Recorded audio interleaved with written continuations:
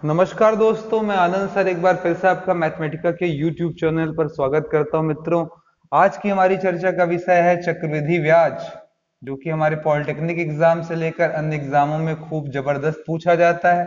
Very very demandable topic, आपकी तरफ से भी कई बार डिमांड आ चुकी कि सर कंपाउंड इंटरेस्ट पढ़ा दीजिए, क्योंकि हमने सरल साधारण ब्याज जो है वो आपको ऑलरेडी पढ़ा दिया है, उसकी वीडियो अपलोड हो गई है। अगर किसी ने ना देखी हो तो प्यारी प्यारी सुंदर सी वो वीडियो देख लें, और कोई समस्या हो तो जरूर कमेंट बॉक्स में कमेंट करें, हम उसे पूरी दूर करने का प्रयास करेंगे।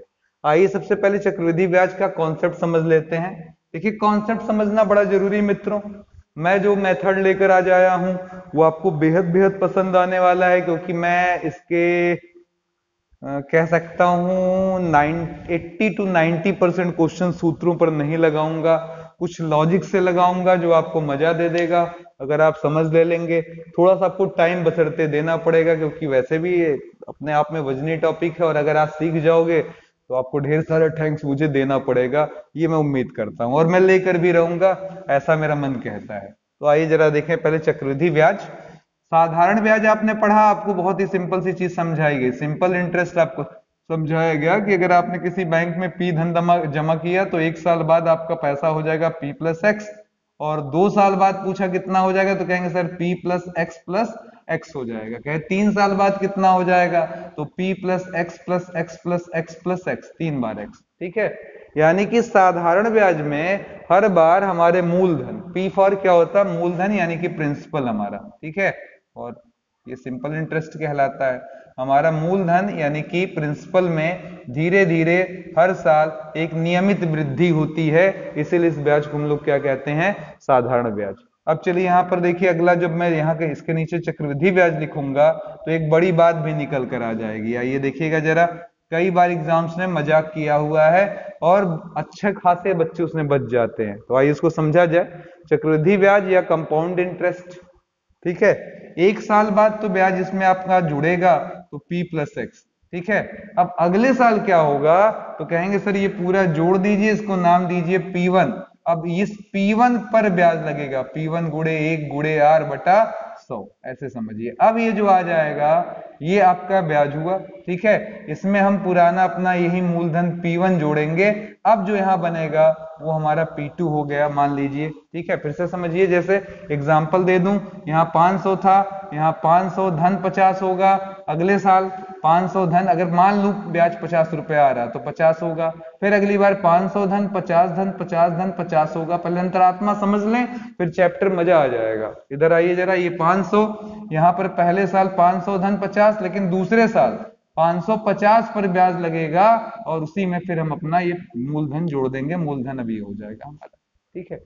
इस तरीके से हमारा ये बढ़ता चला जाएगा, ठीक है। तो ये हिसाब होता है, यानी कि हम बहुत सिंपली कह सकते हैं कि 1 साल का साधारण ब्याज और चक्रवृद्धि ब्याज क्या होता है, समान होता है। ध्यान दीजिएगा, 1 साल बाद आपने अगर साधारण या चक्रवृद्धि ब्याज से धन पूछा तो दोनों समान हुआ। डिफरेंस क्रिएट होना कहां से शुरू हुआ, यहां से।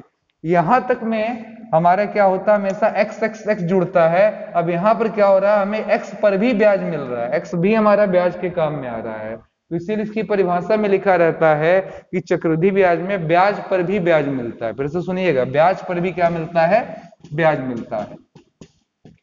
अब यहां पर एक बहुत ही पॉपुलर सवाल ये बना कि कोई धन था 5000, उस पर लग रहा था ब्याज 10% की दर से। ये बताओ 1 साल बाद साधारण और चक्रवृद्धि ब्याज का अंतर क्या होगा। मुजबानी आंसर है 0 होगा, ठीक, क्योंकि 1 साल का ब्याज दोनों स्थितियों में बराबर होता है। दूसरे साल से अंतर क्रिएट होना शुरू होता है, जिसमें चक्रवृद्धि ब्याज बड़ा आता है, साधारण ब्याज छोटा आता है। तो पहली लॉजिक सीख गए हैं। अभी फॉर्मूले की चर्चा नहीं करेंगे जो आप पहले पढ़ते थे, मैं उसका नाम तक नहीं लूंगा। सबसे पहले मैं आपको एक ट्रिक दूंगा जो आप एसआई में पढ़ाए हो, आप सिंपल इंटरेस्ट में एक चीज पढ़कर आए हो, आपको याद होगा वो क्या था, उसको जरा देख लीजिएगा, मैं फिर बताता हूं आपको।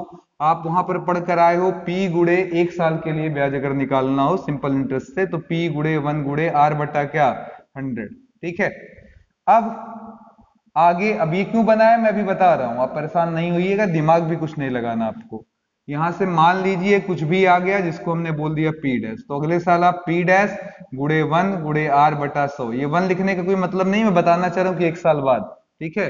अब ये मान लीजिए यहां से वैल्यू p डबल डैश आ गई, तो फिर p डबल डैश पकड़िए इंटू 1 इंटू आर अपॉन 100। ये 3 आंकड़े आप निकाल लें, ठीक है। और ज्यादा जरूरत पड़ी तो आगे भी बढ़ सकते हैं। अभी आप क्या मैं बोल रहा हूं, मैं कह रहा हूं थोड़ा सा पेशेंस रखिए, मजा आ जाएगा आपको। कहेंगे सर जी ऐसी चीज तो मिल गई कि मजा आ गया, आज तक चक्रवृद्धि ब्याज इतना आसान नहीं लगा था, ठीक है। तो पहले थोड़ा सा पेशेंस जरूर रखिए। तो पहले P गुणे R बटा 100 जो वैल्यू आ गई, फिर वहीं P गुणे R बटा 100 वाला ही फॉर्मूला लगाकर निकाले, फिर जो आगे उसी के साथ P गुणे R बटा 100 वाला फॉर्मूला लगाकर ऐसे निकालते चले जाइए। ये क्या है, तो जवाब है सर 1 साल, 2 साल, 3 साल या 4 साल से रिलेटेड प्रॉब्लम्स के लिए कुछ अंक आपको दिए जा रहे हैं। इन अंकों में करना क्या है चक्रवृद्धि ब्याज निकालने के लिए, ध्यान से सुनिएगा। चक्रवृद्धि ब्याज निकालने के लिए करना क्या है, तो सुनिएगा। चक्रवृद्धि ब्याज निकालने के लिए एक सिंपल काम करना है। मतलब अगर आप 2 साल का ब्याज निकालना चाहते हैं, फिर से सुनिएगा मैंने क्या बोला, अगर आप 2 साल का ब्याज निकालना चाहते हैं तो आपको सिंपली ये करना है 2:1 याद रख लेना। इधर देखिएगा 2:1, इसमें 2 का गुणा, इसमें 1 का गुणा, सीधे आपका ब्याज आ जाएगा। ये लीजिए, ठीक है। अगर आपको 3 साल का ब्याज निकालना है, अब देखिएगा जरा, तो फिर आपको एक अनुपात याद रखना है, 3 3 1। फिर से देख लीजिएगा 3 3 1, इसमें 3 का गुणा, दूसरे वाले में भी 3 का गुणा, और तीसरे वाले में कितना, 1 का गुणा। तो 1 गुणे P डबल डैश 3 3 1, ठीक है। अगर 4 साल के लिए निकाल रहे हैं, देखिए मैंने इसलिए 4 साल तक का हिसाब किताब दे दिया था आपको, ठीक है। अगर आप 4 साल के लिए निकालना चाह रहे हैं तो आपको अंक याद रखना पड़ेगा, अनुपात याद रखना पड़ेगा, 4:6:4:1। फिर से सुन लीजिए, 4 6 4 1। पहले में 4 का गुणा, दूसरे वाले में 6 का गुणा, और तीसरे वाले में फिर से 4 का गुणा, ठीक है। और लास्ट वाले में क्या करना है, 1 का गुणा। तो अब मैं उम्मीद करता हूं कि आप समझ गए होंगे। इस पर अभी सवाल लगाकर मैं बताता हूं कि कैसे चक्रवृद्धि ब्याज ऐसे आ जाता है। मजा आ जाएगा दोस्तों। तो चक्रवृद्धि ब्याज ये निकाल रहा है, ठीक है। सूत्र मिल गया, हमने अनुपात रट लिया। देखिए 2 साल के लिए क्या अनुपात याद किया, 2:1। ये 2 साल के लिए हो गया। फिर बोलिए जरा 3 साल के लिए 3:3:1, ये 3 साल के लिए। और अगर 4 साल के लिए पढ़ने जा रहे हैं तो 4:6:4:1। अब हम तैयार हैं, आइए हम सवाल देखते हैं, और मजा ना आए तो पैसा वापस, ठीक है। चलिए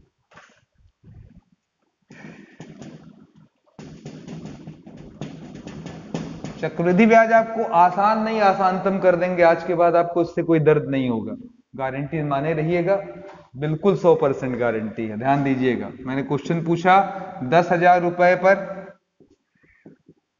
10% की दर से पहला 2 साल का, दूसरा 3 साल का, और फिर चौथा तीसरा सवाल 4 साल का ब्याज क्या होगा, 4 साल का ब्याज क्या होगा, ठीक है।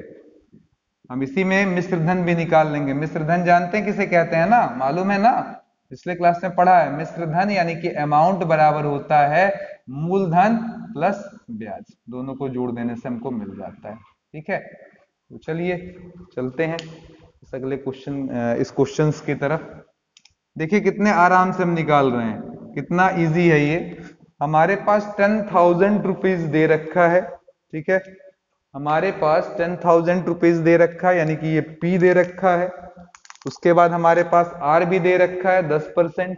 हमसे 2 साल, 3 साल, 4 साल। ध्यान से एक सवाल समझिए, फिर देखिएगा कितने आराम से आपको सारे क्वेश्चंस खटाखट ऐसे चुटकियों में आते चले जाएंगे। मैं एक और सवाल प्रैक्टिस कराऊंगा जानबूझकर बीच में ऐसे देकर, नहीं तो बच्चे सोचते हैं कि एक ही में सर जी कुछ बहुत सारी चीजें क्लियर नहीं हुई, तो एक और भी ऐसा लगाऊंगा, आपको आसानी से समझ में आ जाएगा। तो आइए देखिए मैंने क्या आपको मेथड सिखाया, ये आपको बचपन वाले वो सारे सूत्र वूत्र भी दिमाग से बाहर निकाल दीजिए, उसकी कोई जरूरत नहीं है। तो अभी हमारे पास क्या है, P बराबर कितना है 10,000, R बराबर कितना है 10%। आप आराम से पहले अपना टेबल बना लीजिए, ठीक है।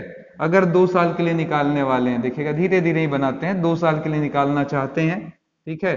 तो क्या करना है 10,000 इंटू 10 बटा क्या 100। फिर से देख लीजिए P गुड़े R बटा 100 गुड़े 1 लिखने का कोई मतलब है नहीं, एक साल के लिए केवल हम बात करते हैं। तो यहाँ पर हमने इसको काट लिया, 1000 आ गया, ठीक है। फिर गए 1000 अगले साल यूज करेंगे इनटू, फिर से देखिएगा ये हमारा P बनेगा अगले साल के लिए, गुड़े क्या लगाएंगे दर यानी कि R बटे क्या कर देंगे 100, फिर काटेंगे, यहाँ पर कितना आ जाएगा आपका 100 आ जाएगा, ठीक है। अब बोलिए 2 साल का ब्याज, देखिए 2 साल का ब्याज कितना आसान था। उधर देख लीजिए जरा ऊपर क्या अनुपात यूज करना है, 2 और 1, 2 में किसका गुणा, इस पहले अंक का यानी कि 1000 का, 1 में किसका गुणा 100 का, तो आंसर आ गया सर 2100 रुपया ब्याज निकलेगा।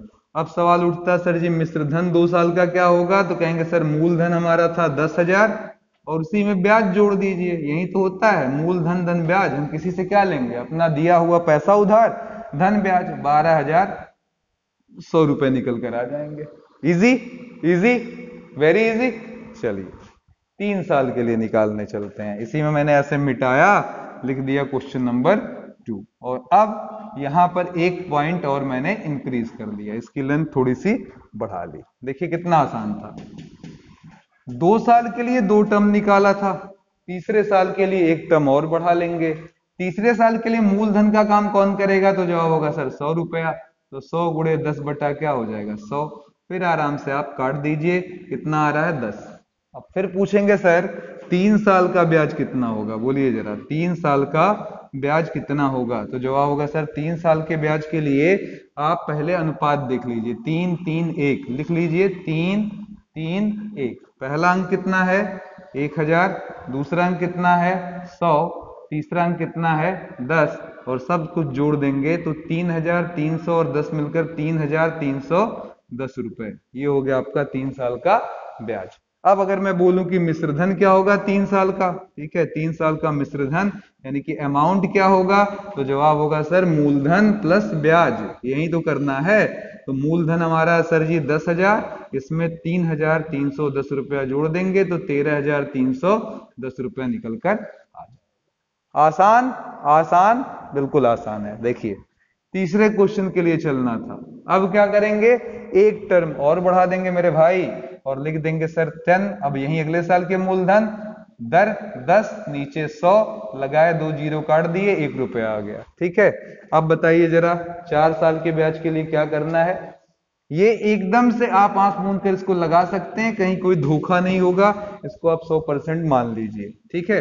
तो चलिए 4 साल का ब्याज, अब बोलिए जरा 4 साल का ब्याज, चलिए पूरा टॉपिक आपको क्लियर कराएंगे, मजा आ जाएगा। बोलिए जरा क्या होगा आपका अनुपात, 4 6 4 1, 4 4 4 6 4 1, 4 में कितने का गुणा, पहला अंक यानी कि 1000, 6 में किसका गुणा 100 का, और फिर इसके बाद 4 में किसका गुणा 10 का, फिर 100 में किसका गुणा 1 का, ठीक है, सर 1 में किसका गुणा 1 का, ये 1 आ रहा है हमारा, है ना। तो आंसर हुआ 4640 और 1 मिलकर, तो 4641, 4641 निकल कर आ जाएगा, ठीक है। अब इसके बाद आगे बढ़ते हैं सर, 4 साल का अगर मिश्रधन कोई पूछ लिया कितना होगा, तो कहेंगे सर मूलधन में जोड़ दीजिए, पी धन ब्याज, अब 4 साल का ब्याज जोड़ दीजिए, तो 10,000 आपका खड़े खड़े और इसमें 4 6 4 1 जोड़ दीजिए, अब बोलिए कितना आ जाएगा आपका, तो 14641, ये आ गया 14,641, ठीक है। अब हम ट्रेंडम एक क्वेश्चन ऐसे पूछ लेते हैं, क्योंकि हमसे तीनों तो ऐसे पूछता नहीं है, ठीक है। हम एक ट्रेंडम सवाल बनाते हैं ताकि आप लोग के दिमाग में फीड हो जाए। बहुत लोग कहेंगे सर जी 5 साल का क्या होगा, अरे मेरे भाई आपसे दुश्मनी है क्या कि आपसे 50 साल का पूछेगा। चक्रवृद्धि ब्याज इतना लंबा नहीं पूछा जाता है, और अगर लंबा पूछा गया होगा तो सवाल कुछ और होगा, अभी हम आगे आएंगे, ठीक है। 30 साल 35 साल 40 साल का भी पूछा जाएगा, पर वहां गुना वाला सवाल बनेगा, ठीक है। आइए देखिए जरा क्या लिखा गया, अगला क्वेश्चन हमारे पास 20,000 रुपए का, ठीक है, 5% की दर से,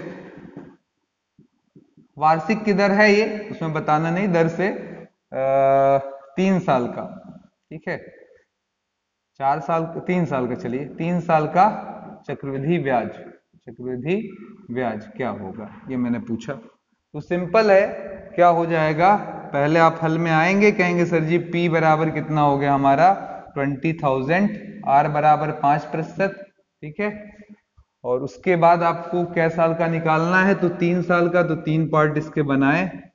20,000 गुणे 5/100 लगाया, 2 जीरो कटा, 5 दूना 10, 1,000 आ जाएगा। फिर कहेंगे सर जी 1,000 में फिर 5 का गुणा, बटे में 100 लगाया, 2 जीरो कट गया, 50 आ गया। अगला पकड़ा 50 में फिर से हमने 5 का गुणा किया, नीचे 100 लगाया, 50 दूना 100, 2 से काटेंगे 2.5। तो देख लेते हैं एक बार, कहीं कोई गड़बड़ ना हो। 1,000 का 5% निकाला हमने, 50 आया, और फिर 50 का 5% निकाला गया, ठीक है, 2.5 आ गया। ठीक है, तो 3 साल का ब्याज, 3 साल का ब्याज कितना हो जाएगा? कहेंगे सर रेशियो देख लीजिए, 3 3 1, 3 3 1, 3 3 1, ठीक है। इंटू लगाइए, बोलिए क्या कर लेंगे? पहले वाले में 1,000 का गुणा, दूसरे वाले में 50 का गुणा, तीसरे वाले में 2.5 का गुणा। तो ये हमारा आ गया 3,000, ये आ गया 300, 3 पचे 15, 150 और 2.5, तो ये 5.251, 3.152.5। आसान है। अब बहुत बच्चे कह रहे होंगे मन ही मन कि सर जी बड़ा मजा ले रहे हैं आप, आसानी से सब कुछ ऐसे बना दे रहे हैं, ये क्या हुआ तरीका? थोड़ा सा आप आइए, अब कुछ अलग लेवल में आइए। मतलब कि हम ब्याज को त्रैमासिक कर दें, अर्धवार्षिक कर दें, और ऐसा कुछ कर दें, तो फिर आपका जवाब क्या होगा? क्या तब भी ये फॉर्मूला काम करेगा? तो मेरा जवाब है हाँ मेरे दोस्तों, बिल्कुल काम करेगा, करना ही चाहिए, क्योंकि ये कोई लहाऊ नियम नहीं है, ठीक है, आजमाऊ नियम है, इसे आजमाया गया है, किसी भी तरीके की प्रॉब्लम में कहीं कोई दर्द नहीं है इसमें, ठीक है, हर जगह ये काम कर जाता है, बढ़िया से काम करता है। आइए देखते हैं क्या होगा जब हमसे अर्धवार्षिक या त्रैमासिक ऐसा कुछ सवाल हमसे बनेगा, तो हम क्या करेंगे वहां पर, ठीक है। तो चलिए जरा अगले क्वेश्चन की तरफ से चलते हैं, ठीक है। छमाही तिमाही पर चर्चा कर लें। यदि ब्याज, एक मिनट, यदि ब्याज यानी कि इंटरेस्ट, ठीक है, पहला है अर्धवार्षिक देय हो, कैसा हो?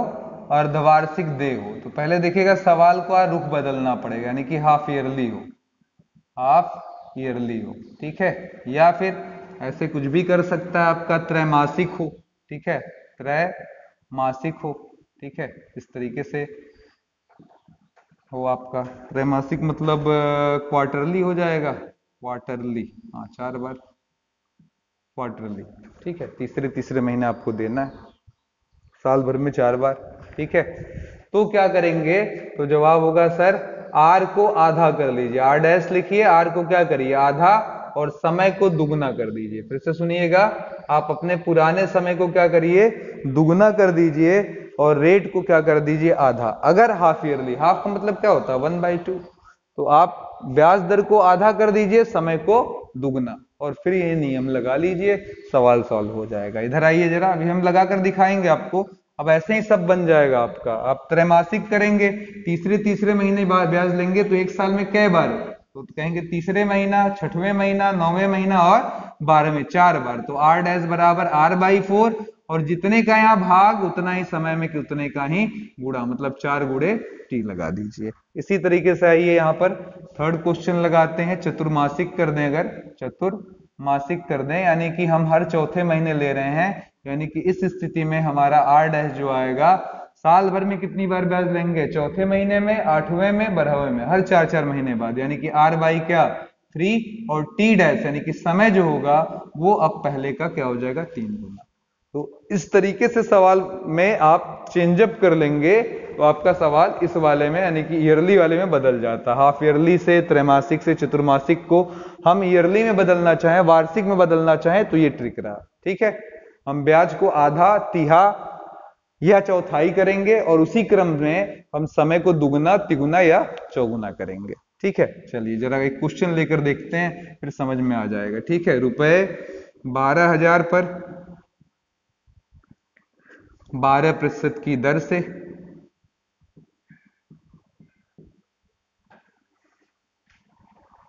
1.5 साल का ब्याज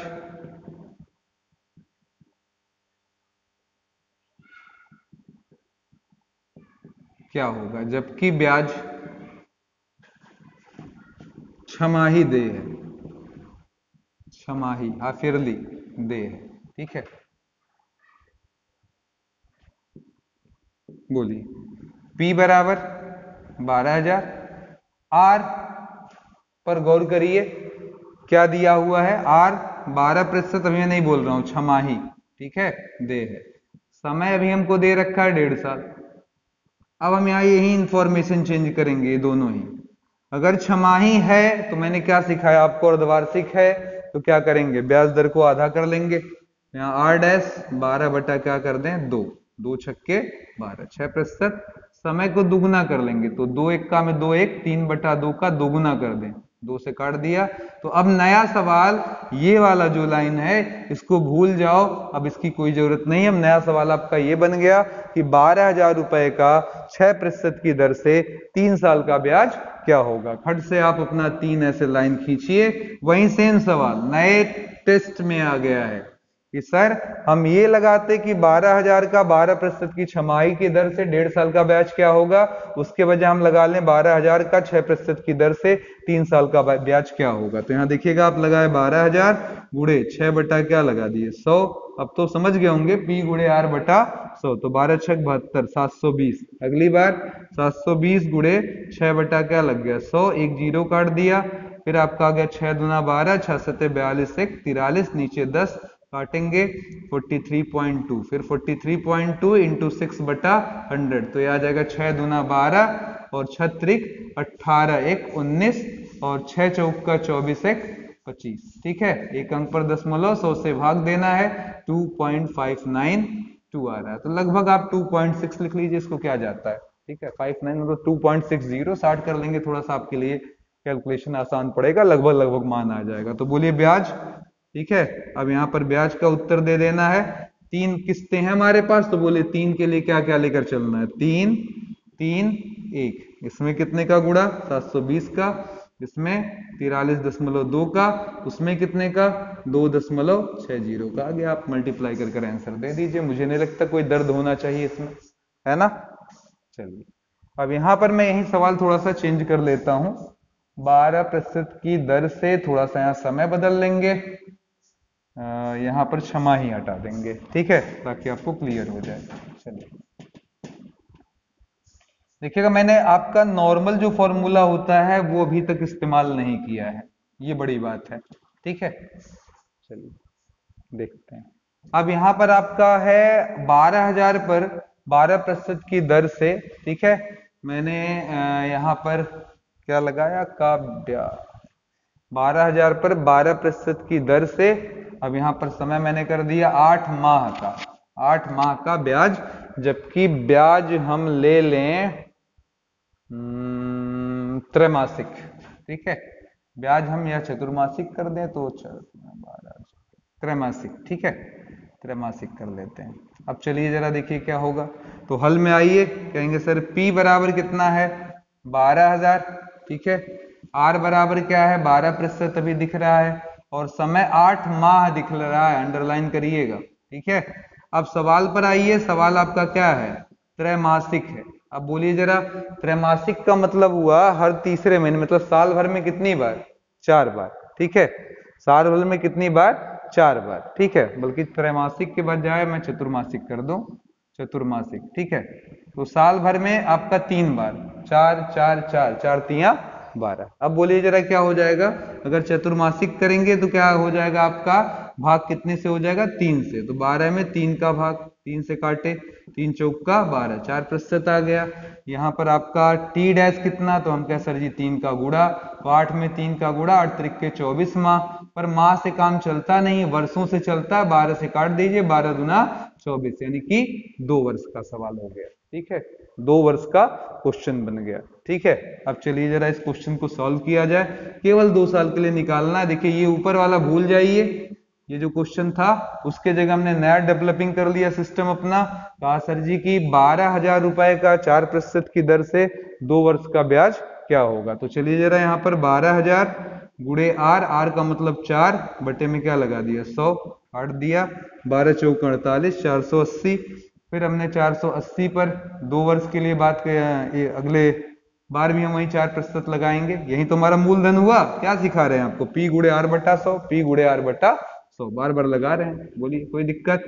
4 से 4 8 32, 4 8 4 चौका 16, 3 19, नीचे 10 लगाया, देख लीजिएगा 19.2। 2 साल के लिए कैलकुलेट करना था, तो बोलिए ब्याज कितना हो जाएगा। कहेंगे सर 2 साल के लिए रूल है 2:1, तो 2 1 यहाँ पर कितने का गुड़ा, 480 का, 1 में गुड़ा कितने का, 19.2 का। तो ये हो गया 0, 2 8 16, 2 चौका 8 1 9, ठीक है 960 में 19.2 जोड़ दोगे तो 9 आ गया, 7 आ गया और 9 आ गया, 0.2 आ गया, कितना रुपीस, ठीक है 979.2 रुपीस ब्याज निकल कर आ जाएगा। ठीक है, तो उम्मीद करता हूं आपको काफी पसंद आया होगा ये तरीका। ठीक है, अब हम साधारण तरीके में चलते हैं। अब कहेंगे सर जी वो साधारण की क्या जरूरत है, सब चीज की जरूरत होती है मित्रों, जानना सब कुछ चाहिए, क्योंकि कहां पर क्या बेहतरीन तरीके से यूज हो जाएगा इसका कोई हिसाब किताब नहीं है। ठीक है, आइए देखते हैं जरा वो रूल क्यों हम आपको बता रहे हैं। नॉर्मली हमारा जो फॉर्मूला होता है, सीधे सीधे हम अगर बात करें चक्रवृद्धि ब्याज की, तो हमें ब्याज का सीधे फॉर्मूला नहीं मिलता है, सीधे मिश्रधन का फॉर्मूला मिलता है। वो भी क्या होता है, P1 + R/100 के पावर क्या हो जाएगा, n। ठीक है, इसमें R आपका क्या होता है, मूलधन है, ये मिश्रधन है। R आपका क्या है, ब्याज दर है, ये क्या है आपका समय है। ठीक है, जो भी टाइम आपको मिल जाए। ठीक है, इससे भी आप ये निकाल सकते हैं। अब इसमें जब आपको इंटरेस्ट निकालना होगा, ब्याज कितना हुआ, तो अमाउंट यानी कि कुल जो मिला धन है में से मूलधन निकालना पड़ेगा, तब जाकर ब्याज। हमारे वाले तरीके में सीधे सीधे ब्याज मिल जाता था, फिर हम उसके बाद मिश्रधन निकाल लेते थे। ठीक है, ये हुआ। अब ये क्यों बता रहे हैं तो सुनिए जरा। कभी कभी ये ऐसे भिन्नात्मक टाइम हमको दे देता है कि हमारे लिए समस्या हो जाती है। जैसे यहाँ पर 1 सही 1 बटा या 2/3 या 7 सही 2/5, ऐसा कुछ ईयर लगाकर पूछ दे तो हमारी अच्छी खासी हालत खराब हो जाएगी। तो यहाँ पर देखिए, जब ऐसे भिन्नात्मक भाग पूछे तो क्या करना है, समझिएगा जरा। अगर आपके पास P है 1 + R/100 है, पावर में किसी ने लगा दिया सर यहाँ पर n सही P/Q, ऐसे मान लीजिए इस टाइप में है, तो आपको बस इसकी जगह ऐसे इस्तेमाल कर लेना है। ध्यान से देखिएगा, ये पूर्णांक अलग और ये जो आपका भिन्नात्मक भाग है यानी कि ये जो फ्रैक्शनल पार्ट है ये अलग। कहे सर जी वहां पर क्या P/Q आप लिखने वाले हैं, कहेंगे हाँ बिल्कुल, और इस P/Q को यहाँ लाकर पटक देंगे। ठीक है, क्यों पटक देंगे, काहे पटक देंगे, ये हमको इस पर PhD नहीं करनी है। ठीक है, इस पर हम द्विपद प्रमेय का उपयोग करते हैं, जो आपके बियॉन्ड द सिलेबस आएगा, जो आप जानते नहीं है, लेकिन उससे हमें मतलब भी नहीं है। मैं बार बार कह रहा हूँ, मुझे कैलकुलेशन करना है। आप कहेंगे सर कुछ बात थोड़ा समझाइए अंकों के द्वारा, तो मैंने फिर कहा कि 5,000 रुपए पर, ठीक है, 1 सही 2/3 वर्ष का, ठीक है, 1 सही 3/2 कर दे, 1 सही, ठीक है, 2/5 वर्ष का चक्रवृद्धि ब्याज कंपाउंड इंटरेस्ट क्या होगा, जबकि R बराबर जो भी हमको देना हो हम दे सकते हैं, हमने दे दिया 10%। ठीक है, R बराबर क्या है 10%। तो अब यहाँ पर आदमी ने पढ़ा, कहा सर जी पिछलका वाला नियम तो काम करेगा नहीं, वो 2 साल 3 साल 4 साल के लिए पूर्णांक के लिए ये भिन्न में है। तब हम कह सर P बराबर 5000 लगा लिया, R बराबर 10% लिख लिया, समय हमारा है, टाइम हमारा है, या n इसी को हम बोल रहे हैं 2 सही 1 सही 2/5, तो हमारा आ गया फॉर्मूला A बराबर P1 + R/100 के पावर में 1 सही 2/5। अब बोलिए क्या करेंगे, कहेंगे P के जगह 5000, 1 + 10/100 अभी लिख लें फिलहाल, और ये काट भी लें, यहाँ पर 1 सही 2/5, तो 1 इधर 1 सही 2/5 ऐसे लिख लेते हैं। अगले स्टेप में ब्रेक कर लेंगे, क्योंकि सवाल एक ही लगाना है, तो पूरा स्टेप लगा दे, नहीं तो बहुत लोग खोजने लगते हैं रास्ते में कि सर जी कहाँ चला गया। 1 आ गया, यहाँ पर 1 + 1/10 के पावर में 2/5 आ गया। तो चलिए सिंप्लीफाई करें, ये 5000, 10 और 1 मिलकर 11/10, उधर का जरा हाल चाल लीजिए, कहाँ आ जाएगा नीचे, तो 1 + 1 × 2/5, नीचे क्या लगा दिया 10, तो ये 50 आएगा, 50 2 52, यानी कि 5000 × 11/10 × 52 बटा, या इसको काट ही दिए होते, 2 पंजे 10, तो 5 पचे 25, 25 से 26, 26/5। ठीक है, सॉरी 25। अब इसको आप काट सकते हैं, 25 दूना 50, 2 डबल जीरो, एक और काट दिया, 11 दूना 22, 220 गुणे 26 कर देना है। तो 220 गुणे 26 का मतलब हो गया 440, एक जीरो और 6 का गुणा, तो जीरो, 6 दूना 12, 6 दूना 12 एक 13, ये आ जाएगा 0 2 7 5। ये कैसे किया, ये गुणा छोड़ दीजिए, आप प्रोसेस समझ लीजिए। मल्टीप्लाई कैसे किया उस पर दिमाग नहीं लगाना, कितना आ गया वो आप आराम से कर सकते हैं मल्टीप्लाई, 5720। प्रोसेस समझ में आ गया कि भिन्नात्मक आ जाए पावर तो कैसे निपट लेते हैं। ठीक है, अब यहां पर देखिएगा एक और मुद्दा आ जाता है, वो भी कि सर हर साल अगर हम ब्याज दर बदल दें तब फिर कंपाउंड इंटरेस्ट कैसे निकालोगे। इधर देखिएगा जरा, मैंने क्या कहा, पहले साल R1 प्रतिशत है, पहले साल के लिए फर्स्ट ईयर, प्रथम वर्ष हमारा एक R1 प्रतिशत है। दूसरे साल हमारा क्या है, R2 प्रतिशत है। दूसरे वर्ष हमारा क्या है, R2 प्रतिशत की दर से लिया जा रहा है। तीसरा साल हमारा R3 प्रतिशत की दर से लिया जा रहा है। ठीक है, अब हम अगर आपसे पूछे कि सर ये बताइए कि ब्याज अमाउंट कैसे निकलेगा, तो सिंपल है, ए बराबर पी 1 प्लस R1 बाई 100, फिर अगले साल 1 प्लस R2 बाई 100, और फिर तीसरे साल 1 प्लस R3 बाई 100, ऐसे बढ़ाते जाओ जितना कुछ दिया हो। एक बात और, कभी कभी वृद्धि होती, कभी कभी कमी भी हो सकती है, तो इसको एज विथ साइन, मतलब जैसा भी हो, प्लस माइनस जो भी हो उसी के साथ इसको इस्तेमाल करिएगा। मतलब कहीं वृद्धि लिखा है तो प्लस, कमी लिखा है तो माइनस। आप सोच रहे होंगे सर जी कमी कहां से आ जाएगी, तो देखिएगा ये सवाल तुरंत जो अगला हम लगाने जा रहे हैं।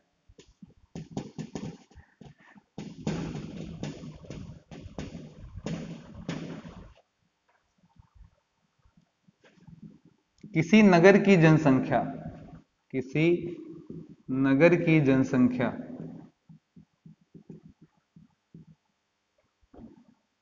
10,000 थी। आप सोचते होंगे 10,000 सर क्यों यूज करते हैं, असल में आंकड़ा थोड़ा ऐसा रहता है कि कंफर्टेबली हम जल्दी से निकाल पाते हैं। 1 लाख कर देते हैं, चलिए 1 लाख है। ठीक है, प्रथम वर्ष 10% की वृद्धि, दूसरे वर्ष 20% की कमी, और फिर कामा लगाया, कहा तीसरे वर्ष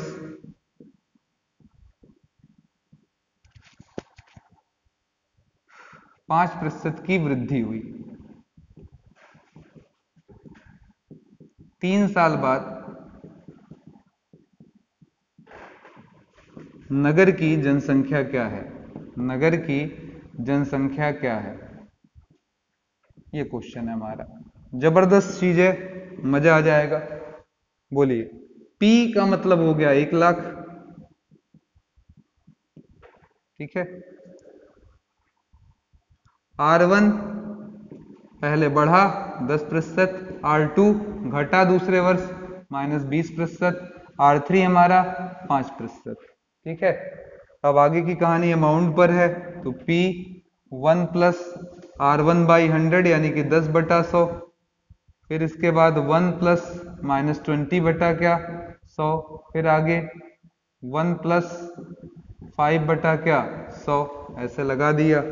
अब इसको कैलकुलेट कर लें तो यहाँ पर आ जाएगा हमारा 1 लाख, ये कटेगा 11 बटा 10, ये भी कट जाएगा, ये भी कटेगा, तो 5 20 पंजे 100, 5 में से 1 गया 4 बटा 5, फिर लास्ट में 100 और 5 मिलकर 105, बल्कि 5 से काटेंगे तो 20 बार में कट जाएगा, तो 20 नीचे ऊपर 21। तो चलिए 1 2 जीरो साफ कर दें, फिर 5 दूना 10, ये तीसरा जीरो भी साफ कर दें, ऊपर 100 गुणे 11 चौक 44, ठीक है, गुणे 21, तो अब 44 गुणे 21 मतलब हो गया 88, ठीक है, और 44 यानी कि हो गया ये 4 8 4 12 8 1 9 924। इसमें 100 का गुणा करना है तो 92400, मतलब अब नगर की जनसंख्या कम हो गई, पहले 10,000 थी अब 9,000, ठीक है, 9,000 और आगे 2400 आपका, यानी कि 9,000, सॉरी इंक्रीज करें, अच्छा 1 लाख थी, सॉरी, तो ये अब आपकी जनसंख्या हो गई 92,400। मुझे एक जीरो कम दिख रहा था, मैं 9,240 बोलने वाला था मित्रों, तो 92,400 हो जाएगी। क्लियर हो गया? आसान है।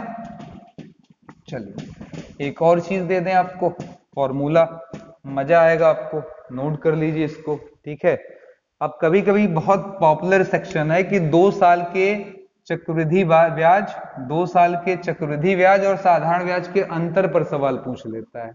तो वहां पर आपको ट्रिक पता होनी चाहिए, उस ट्रिक से हमारा आराम से सवाल लग जाता है। तो वो याद रखिए, ज्यादा बढ़िया है। 2 साल के CI एंड SI का अंतर, ठीक है, का अंतर अगर आपको मालूम हो तो कैसे आप निकाल सकते हैं। ठीक है, का अंतर ज्ञात हो तब आप कैसे क्या निकाल सकते हैं। तब आपका मूलधन होगा ये जो अंतर आ रहा वो, ठीक है, इंटू लगाइए 100 और बटे में क्या लगा दीजिए यहाँ पर, दर का होल स्क्वायर। ठीक है, दर का होल स्क्वायर। इसी तरीके से कभी कभी हमसे 3 साल के CI और SI का अंतर पर आधारित सवाल भी पूछ लेता है। ठीक है, तो वहां पर भी आपका मूलधन, यही वाले पद पहले आप बढ़ा लीजिए जो आपके पास हैं, 100 बटा दर।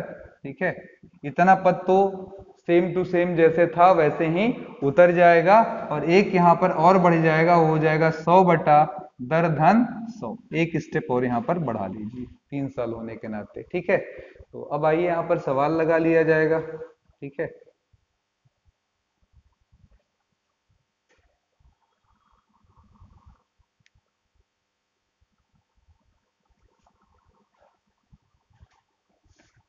अब इस पर देखिए सवाल जैसे हमसे पूछा गया, अब इतना बढ़िया आपके पास फॉर्मूला, सीधे उठाइए, उठाकर पटक दीजिए, सवाल आपका लग जाएगा। क्वेश्चन है किसी धनराशि पर 8% की दर से, ठीक है, 2 वर्ष के साधारण और चक्रवृद्धि ब्याजों का अंतर। कितने वर्ष का अंतर? 2 वर्ष का अंतर सीधे लिख दे रहे हैं। कितना है? 768 है। ठीक है, तो धनराशि कितनी होगी? ठीक है, धनराशि यानी कि मूलधन कितना होगा ये जानना चाहता है। ठीक है, कितना आसान सवाल है। देखिए क्या हो जाएगा आपका, धनराशि कितनी है ये जानना चाह रहा, तो कहेंगे सर जी P बराबर कितना हो जाएगा, अंतर गुणे 100 बटा कितना हो जाएगा, दर के पावर होल स्क्वायर। तो P बराबर अंतर कितना दिया हमको, 768, 100 हो गया और नीचे दर के नाम पर हमारे पास 8 है का होल स्क्वायर। तो 768 इंटू 100 इंटू 100, नीचे 8 इंटू 8। अब एक बार ये ट्राई कर लीजिए, 8 से कट तो नहीं रहा, 8 नवा 72, 4 8, 8 6 48। फिर देखिए 8 एक्का में 8, 8 दूना 16, तो 1 2 1 आगे इतने जीरो और 4 जीरो और लग जाएंगे, मतलब 1,20,000। कितना आसान देखिए सूत्र ने इसको कर दिया। ठीक है, इसी तरीके से हमसे अगला सवाल भी बन सकता है कि एक धनराशि पर 3 वर्षों, ठीक है, 3 वर्षों के लिए जो अंतर है हमारा वो, यहां पर थोड़ा ध्यान देना मित्रों, ये जो फॉर्मूला है सेकंड वाला, इसमें नीचे 300 है, ये सही कर दीजिएगा। क्वेश्चन अगला हमारा 3 साल पर भी ऐसे पूछ ले कि एक धनराशि पर 3 वर्षों के लिए, इस बार समय आपको 3 साल दिया, 10% वार्षिक की दर से, ठीक है, R बराबर 10% और 3 वर्षों का SI तथा CI का अंतर हमको दिया हुआ है 31 रुपीस के बराबर। ठीक है, क्वेश्चन पूछ रहा है धनराशि कितनी होगी, P कितना होगा। ठीक है, तो इजी क्वेश्चन है, आराम से लगा सकते हैं। क्या कर देंगे बोलिए, सीधे सीधे सूत्र, P बराबर क्या है सूत्र, अंतर, अंतर का मतलब 31 रुपए, 100 ब्याज दर कितना है 10, 10 नीचे लगाइए होल स्क्वायर, ऊपर 100, नीचे दर, दर का मतलब हमारा है कितना 10 और बगल में कितना है 300। ठीक है, तो आइए सिंप्लीफाई करें, 31 गुणे ये इसको क्या करेगा, काट देगा, 10 का वर्ग कितना आ जाएगा हमारा 100 आ जाएगा, यहाँ पर आ जाएगा 100, यहाँ आ जाएगा आपका 300 में 10 जुड़ गया 310, एक जीरो ने जीरो को काटा, 31 ने 31 को काटा और ऊपर हमारा आंसर आराम से आ गया 1000, यानी कि 1000 रुपया मूलधन रहा होगा। तो उम्मीद करते हैं ये सारा हिसाब किताब आपको बहुत अच्छे से समझ में आ रहा हो। ठीक है, अब हम इसकी ढलानी की तरफ है धीरे धीरे मित्रों, एक बढ़िया क्वेश्चन लगाने चल रहे हैं।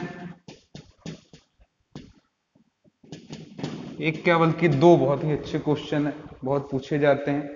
ठीक है, जरा ध्यान से सुनिएगा इस क्वेश्चन को। अगला नेक्स्ट क्वेश्चन है, कोई धन निश्चित दर से 8 वर्ष में दुगना हो जाता है। शब्द सुनिएगा, ये बहुत पॉपुलर क्वेश्चन है हमारा। कोई धन का मतलब मुझे नहीं मालूम कितना रुपया है। कोई धन 8 वर्ष में दुगना, 8 वर्ष में 2 गुना। ठीक है, फिर कहता है उसी दर से कितने समय में धन 3 गुना। ठीक है, दर सेम रहे, कितने वर्ष में, क्वेश्चन ये है कितने वर्ष में 3 गुना, ये। ठीक है, चलिए ये क्वेश्चन है। अब आइए जरा यहां पर चर्चा करें। कोई धन 8 वर्ष में 2 गुना हो जाता है, इसका मतलब पहले P था, 8 वर्ष बीता, 8 वर्ष बाद हमारा अमाउंट जो हो गया वो 2P। क्यों? क्योंकि साफ लिखा क्या हो जा रहा है, दुगना। दुगना मतलब P में मूलधन में एक और ब्याज जुड़ गया होगा, तभी तो दुगना हुआ होगा, P का दुगना। ये हो गया अमाउंट हमारा। ठीक है, अब यहां पर हम संबंध क्या लिख सकते हैं इस पहली स्थिति में कि A बराबर P 1 प्लस R अपॉन 100 के पावर, चाहे N बोलो चाहे T बोलो, दोनों एक ही चीजें हैं। A की जगह 2P, यहाँ P, यहाँ 1 प्लस, ठीक है, R अपॉन 100, R का मतलब मालूम नहीं फिलहाल, और यहाँ पर हमारा N के जगह कितना, 8 साल। तो ये हमारा ये पहला संबंध हो गया कि 2 बराबर 1 प्लस R बटा 100 के पावर में 8। अब सवाल अगला है, कितने वर्ष में तिगुना, यानी कि P है T, बल्कि इसको P ही रखेंगे, T डैश बोल देंगे, कितना होगा, जबकि हमारा अमाउंट A डैश कितना हो जा रहा है। तो कह रहे सर पहले का 3 गुना, पहले कितना था P, अब कितना हो जा रहा है 3P। ठीक है, यानी कि P में और 2P जुड़ गए होंगे, तब जाकर ये क्या बना होगा 3P। ठीक है, तो अब बोलिए फॉर्मूला क्या हो जाएगा, सेम वही pattern, A dash P 1 plus R upon 100, क्योंकि ब्याज दर तो वही लेंगे, पावर में क्या T डैश। अब A डैश की जगह हमारा आ गया 3P, उधर आ गया P, P से P काट दीजिए, 1 प्लस R अपॉन 100, और इसके पावर में क्या लगा दे T डैश। अब हम लटक गए हैं कि सर इसके बाद क्या करेंगे हम लोग, है ना, समस्या यही है हमारी। कोई दिक्कत इसमें, यहां तक समझ में आ रहा है। अब यहाँ देखिएगा, ये जो सवाल हमसे पूछा गया है, यहाँ पर मैं थोड़ा सा चेंजअप करना चाहूंगा, क्योंकि 3 गुने पर उतनी बढ़िया सेटिंग नहीं है जितना यहाँ पर 8 गुने पर है। 8 गुना है, वो गलती से हो गया होगा। तो यहाँ पर आप बोलिएगा ये P कितनी बार होगा, 8 बार होगा, है ना, यानी कि कितना हो गया 8 गुना मतलब 8P। तो यहाँ पर आप 8P बना लीजिए। अब बताइए जरा इस 8 को हम क्या लिख सकते हैं, जरा दिमाग लगाइएगा। 8 को किसकी सहायता से, क्योंकि पता तो केवल यही भर है हमको, एक ही इक्वेशन पता है जिसमें मालूम है कि 2 को ये लिखा जा सकता है या इसको 2 लिखा जा सकता है। ठीक है, तो इस 8 के जगह क्या लिख सकते हैं, तो जवाब होगा सर 2 का क्यूब लिखा जा सकता है। 8 के जगह कितना, 2 का क्यूब लिखा जा सकता है। ठीक है, तो हमने लिख दिया, और आगे लिखा सर 1 प्लस R बाई 100 के पावर क्या है T डैश। फिर कहा सर जी ये 2 लिखने का उद्देश्य क्या है, हम क्या आपके सामने उद्देश्य, 2 के जगह आप चाहें तो ये रख लें, और ये रखने में बहादुरी ये, फायदा ये कि आपका जो सामने है वो भी ऐसा ही कुछ दिखने लगेगा। दिख रहा है, दोनों के बेस सेम हो जाएंगे, इसीलिए पावर भी जो है वो आपस में इक्वल हो जाएंगे। तो T डैश बराबर 8 त्रिक के 24, एकदम आसान काम। ठीक है, 24 वर्ष। ठीक है, अगर कोई सोच रहा है 3 पर नहीं लगेगा क्या, तो बिल्कुल लगेगा, लेकिन मित्रों 3 पर लगाने में हमें थोड़ा सा दर्द हो जाएगा। यहाँ पर हमें लॉग लेना पड़ेगा, और लॉग पर हमसे सवाल पूछे इसकी गुंजाइश हमसे नहीं रहती है। ठीक है, तो यहाँ पर उम्मीद करते हैं सारी चीजें समझ में आ गई होंगी। ऐसे ही 4 गुना पूछ सकता है, ऐसे यहाँ 2 दे दिया तो 2 की घात में, जैसे 4 गुना कह देता इसी सवाल में, 8 गुना काट दिया, 4 गुना कर दिया, तो यहाँ पर आपका जो 8 था वहां पर क्या हो जाएगा 4 गुना मतलब 4P। अब इसको आप लिख देते 2 का स्क्वायर, यहाँ पर ये 2 रहता है, यहाँ पर है ना, बोलो भाई, यहाँ पर 2 रहता, यहाँ 8 गुना कितना आ जाता 16, 16 साल में 2 गुना, 24 साल में 3 गुना। ठीक है, और 8 वर्ष में 2 गुना। इस तरीके से हमारा सवाल बन रहा है। पहले वाले से वैल्यू उठाकर दूसरे में रख दीजिए, काम आपका बन जाएगा। ठीक है, चलिए एक कॉमन सेंस पर जरा मैं पूछ लूं, क्योंकि मैंने आपको समझाया था, देखो कितने लोग समझ रहे हैं इस चीज को। 3 वर्ष में कोई धन, क्वेश्चन सुनिएगा, 3 वर्ष में कोई धन, 3 वर्ष में 800, और 4 वर्ष में लिखा 840, 4 वर्ष में 840 हो जाता है। ठीक है, अब क्वेश्चन है ब्याज की दर कितनी है। अब इनमें लगे लोग पसीना बहाने। देखिए मैं नॉर्मली बताऊं लोग क्या करते हैं वो सुनिए। उनका तरीका ये है कि 3 वर्ष में 800 मतलब 800 हो गया उनका अमाउंट, पी का पता नहीं, 1+r/100 के पावर 3 लगा दिया। दूसरे केस में देखिए क्या लिखा है, 4 वर्ष में 840, तो इस तरफ 840 पी 1+r/100 के पावर में क्या वर्ष है, 4 वर्ष लगा दिया। दो इक्वेशन बन गए आराम से।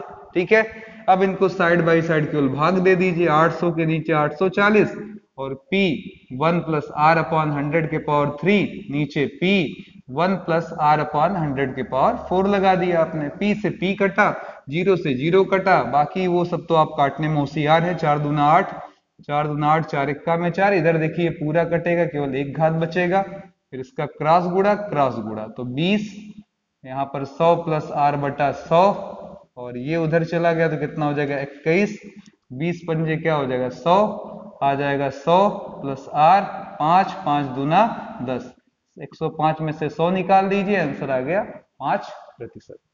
तो ये एक तरीका है।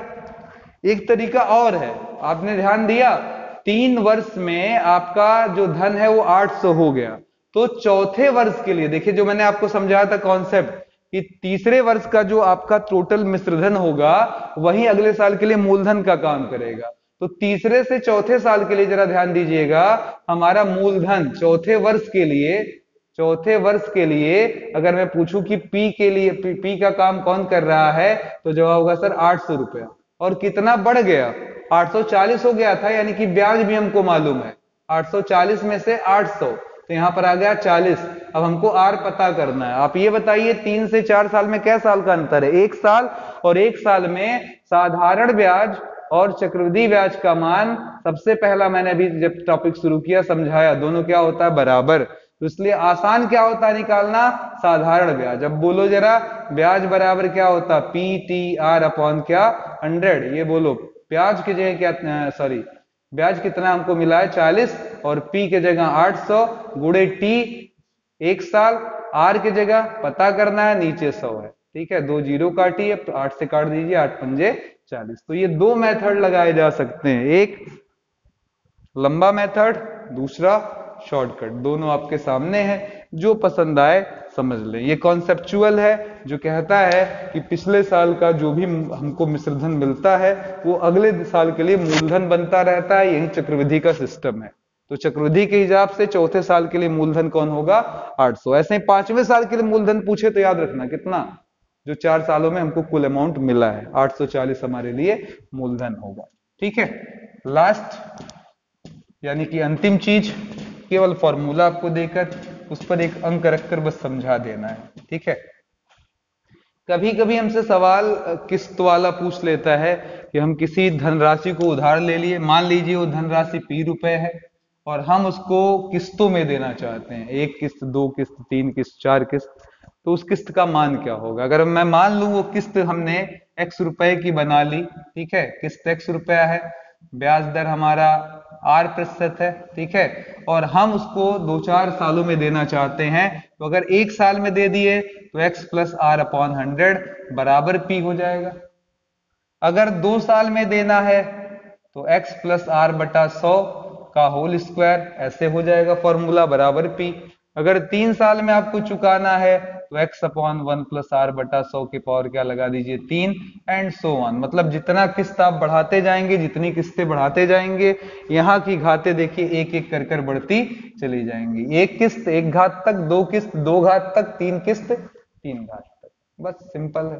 अब सवाल है चक्रवृद्धि ब्याज की 20% वार्षिक दर से, किस दर से 20% वार्षिक दर से, R बराबर क्या है 20% वार्षिक की दर से कोई धन उधार देकर 2500 की 3 समान वार्षिक किस्तों में चुकाया जाता है, वह धन क्या था। ठीक है, किस्त कितने रुपए की बना दी गई 2500 रुपए की, आपसे पूछ रहा है वो धन क्या था, P कितना था और क्या साल में चुकाया गया, ये भी लिखा 3 समान किस्तों में। ठीक है, 3 समान किस्तों में। अब बताइए क्या हो जाएगा, सिंपल सी बात है, देखिए कितना इजी लॉजिक है। हम कहेंगे सर यहाँ पर हमारा P बराबर क्या हो जाएगा, कहेंगे सर 3 किस्त है तो X एक्स एक्स 3 बार लिखा।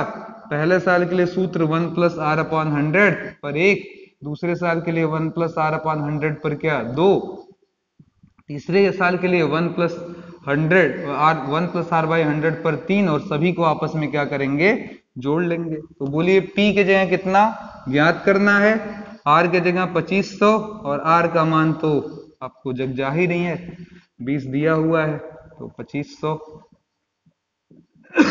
1 प्लस 20 बटा 100 का होल स्क्वायर, 2500 बटा 1 प्लस 20 बटा 100 का होल क्यूब। तो तीनों को सॉल्व कर जोड़ जाड़ दीजिए, आंसर ले लीजिए। उम्मीद करता हूं कि आपको कंपाउंड इंटरेस्ट बिल्कुल से मजा आया होगा, बहुत आसान लगा होगा। आपके कमेंट्स का हमें इंतजार रहेगा, क्योंकि ये हम काफी देर बाद ले आए और काफी दुरुस्त तरीके से ले आए हैं अपने जड़। अब हमारा ये प्रयास कितना अच्छा रहा, ये आपकी कमेंट्स, आपके व्यूज, आपकी शेयरिंग बताएगा। तो धन्यवाद दोस्तों में देखने के लिए। जल्द ही फिर मिलते हैं किसी नई वीडियो के साथ, और मैं लेता हूं आनंद सर इसी के साथ इजाजत। जय हिंद, जय भारत।